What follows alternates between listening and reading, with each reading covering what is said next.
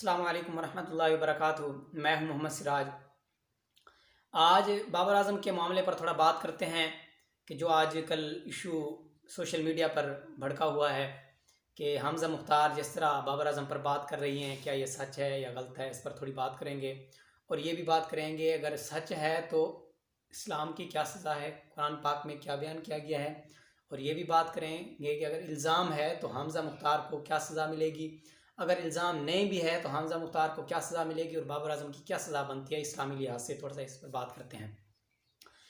सबसे पहली बात यह करते हैं कि हमज़ा मुख्तार के मुताबिक कि वो 10-12 साल उसके साथ रहती रही हैं और उसका गलत वो था, उसका इसकात हमल हुआ, तो वो ज़िना बिर रज़ा को बार बार वाज़ेह तौर पर तस्लीम कर रही हैं।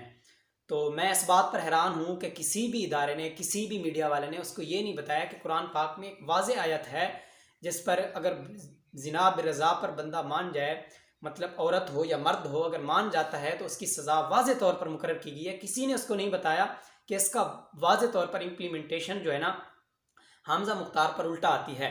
तो वो क्या आयत है, थोड़ा सा आयत पढ़ते हैं फिर आगे बात करते हैं।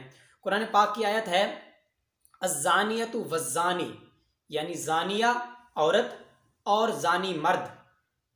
अज़्ज़ानियतु वज़्ज़ानी फजलिदू कुल्ल वाहिदिन मिनहुमा मियत जल्दा, और उनमें से हर एक को 100 कोड़े लगाए जाएंगे सजा के तौर पर।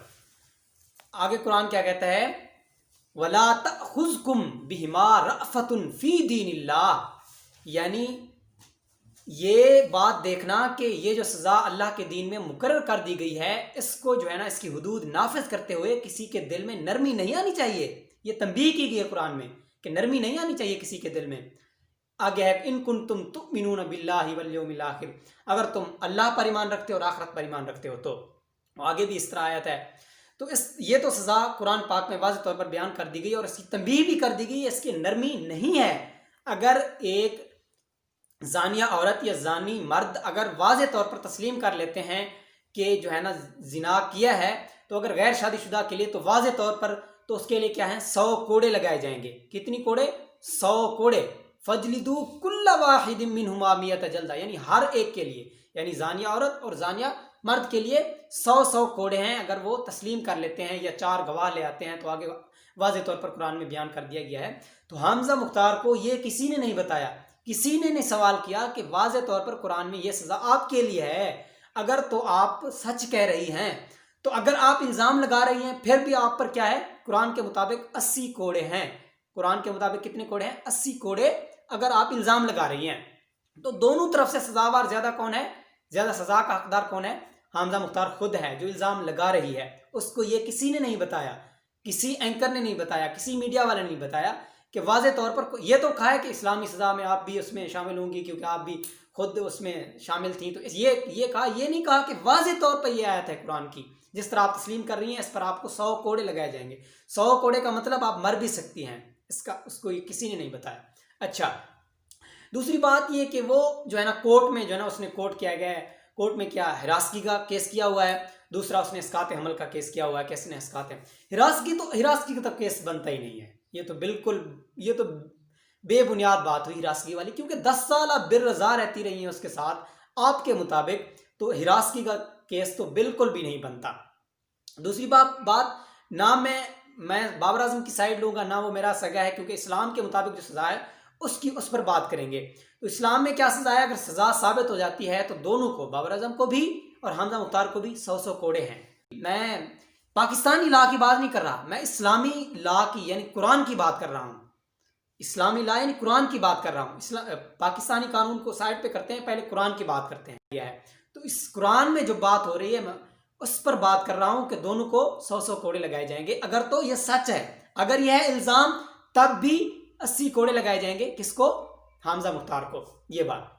अब दूसरी बात जो मैं बात कर रहा था कि इसने जो कोर्ट में किया, हिरासगी का केस इसने किया हुआ है, दूसरा इसकात अमल वाला। हिरासगी का तो बिल्कुल भी नहीं बनता, क्योंकि इसने बिर रज़ा अपनी रज़ा के तौर पर कितने साल, जितने 10 साल 12 साल गुजारे, जो भी इसके मुताबिक जो भी है, सच है या गलत है, तो बिर रज़ा के तौर पर उस पर हिरासगी तो बिल्कुल भी नहीं बनती। दूसरी ये कह रही हैं कि जो है ना इनको बाबर आजम को सज़ा मिली जाए। बाबर आजम को क्या सज़ा मिले, उससे तो मिलेगी, चलें ठीक है आप प्रूव कर देते हैं, ज़्यादा हकदार तो सज़ा की आप हैं। आपने कभी ये सोचा है कि आपको क्या सज़ा मिलेगी? तो इस्लामी तौर पर अगर देखा जाए तो दोनों के लिए अगर साबित हो जाता है, अगर ये इल्ज़ाम उसका साबित हो जाता है तो दोनों के लिए 100 कोड़े हैं। अगर तो ये इल्ज़ाम साबित नहीं, जो इल्ज़ाम उसने लगाया है, तो वो उसके लिए 80 कोड़े हैं उसकी सज़ा।